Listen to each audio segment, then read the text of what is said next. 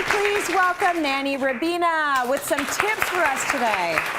Now, I know you're inundated with questions from parents, and we thought we would take sort of the top 5 annoying things that parents face and put them all together in one segment, and you can give us your wisdom on all of them. So for those parents out there that are dealing with potty training. Oh, don't you love those moments? They're great. Actually, I found it very hard with Sydney and very easy with Eva. She's pretty much out of diapers. And you know what? There are no two children the same. Some potty easy, some don't. That's just what it is, right? Yeah. So do you have a tip that's going to make things a little bit easier? Because it can be a really trying time. I know some parents that say that they hated that the most. Yeah, and I think people sort of step forward and sort of have that anxiety about doing it, which doesn't help the situation. Well, first and foremost, get up your $10,000 Persian carpet while you're potty training. You may not want to leave that down on the floor, but seriously, use 2 potties. You will need one upstairs, you will need 2, well, sorry, the second one downstairs.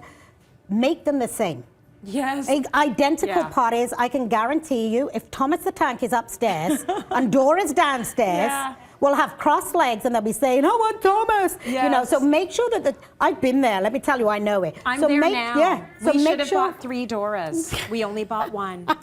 Yeah, and then, you know, they always want the one upstairs. To go pee. So make sure your potties are the same. It will make it easier. Okay. Yeah, I would say. Baby sleep schedule. Oh my goodness. Sleep is a really tough thing, and doing the sleep training can be really tough. So let's talk a little bit about the naps, because the naps in the daytime are going to dictate sometimes how well they sleep at night. Absolutely, you know, big part of my business, and I think one of the problems is that parents don't schedule babies. Your naps have to be scheduled. When you go and you bring in any sleep doula, they can't make your baby sleep if your baby's not ready to sleep. It's all about scheduling. So once your baby turns 3 months, approximately for most, you know, 3-4 months, their fastest growing time is over. That's when you want to incorporate a schedule and get your baby on a minimum of 2 naps. The shorter nap will be in the morning, the longer nap will be in the afternoon. Not the other way around. If your baby's just slept all night, they don't need to go back to bed for another 2 hours in the morning. Right. Okay, so a short nap in the morning, a longer nap in the afternoon, and get your baby scheduled by 3 months, because babies just operate better on a schedule. Okay. They want to know what's happening. And it can't just be your PVR schedule. It has to be for the baby. Exactly. Like, but I have a 2-hour show I need to watch every morning. The best time to give your baby solids. This sort of changes, I find, generation to generation. What would you say you know, is in the right light of time? like all the allergies, etc. So when you do introduce solids to your baby, first of all, you should get the permission off your pediatrician as to when. Some start at 4 months, some start at 6 months. Everybody has their own guideline. Yeah. Ask your pediatrician for the age.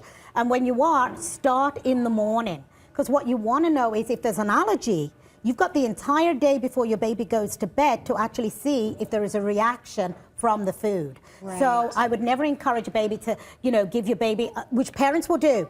They think if I give the baby food at 5 o'clock, it'll help him sleep better.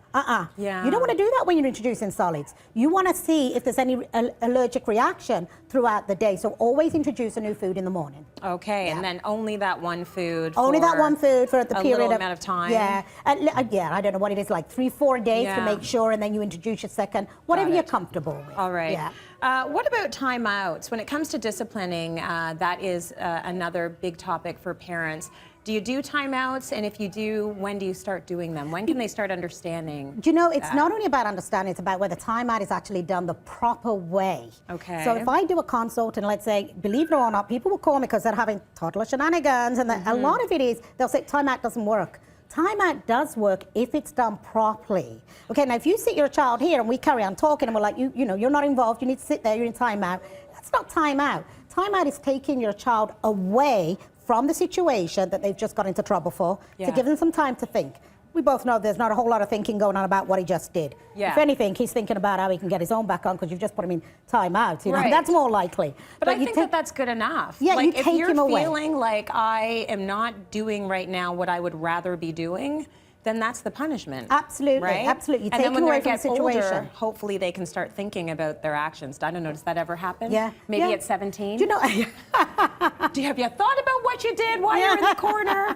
So either way, though, it works because something's being taken away from them. And you know, when you introduce timeout, you asked about the age, it really varies from child to child. What child will sit there around 15 months, 18 months, 2 years? Will they sit there? Probably not. It takes a little bit of work. You're actually going to be sitting with them for that short time until they get the grasp of what timeout is and sitting on the naughty step. Oh, so sitting with them is a possibility. Sitting with them for the beginning until they grasp it. Because you know what? If you don't, it's more work for you.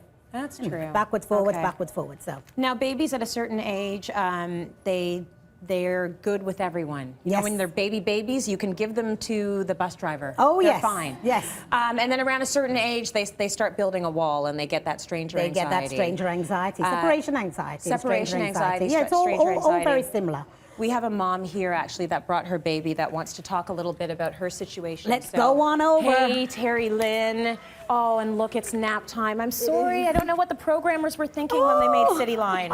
Okay, so Terry Lynn, tell me a little bit about your situation. What's his name, first of all? His name is Nathaniel. He's beautiful. Nathaniel's he's been such a happy baby, haven't He you, doesn't buddy, have till stranger now? danger, does he?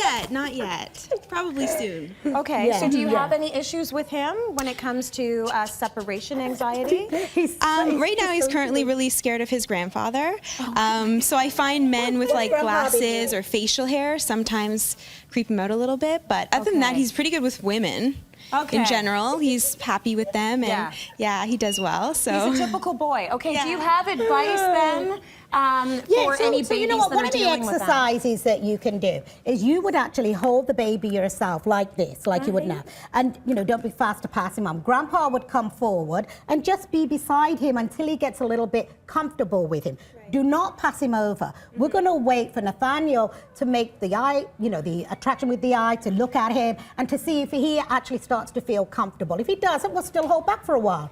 And eventually, you know what, we'll stand real close like this until So he I'm actually... grandpa, right? So you're grandpa. What do you think of grandpa up there? What do you think of grandpa up there? Oh, he likes me now. Yeah. So, you know, we'll stand real close until he gets a bit more comfortable, and then we might pass him on. Now, if it goes on and on, I would pass him on, okay? But I would stay close by. Okay. So I'm going to stay close by and let him know and soothe him down. If he was fussing and screaming his head up because he didn't want to be with Grandpa, I'll stay with him, let him have a few minutes. Or, you know, it might last a minute, and then you'll pass him back again. Okay, and just so you ease. Yeah. Ease them sort of into ease him into it a little bit. Yeah. Okay. All right. Look at the camera, sweetie, and say we're going to break. Here we go. More coming up on City Line.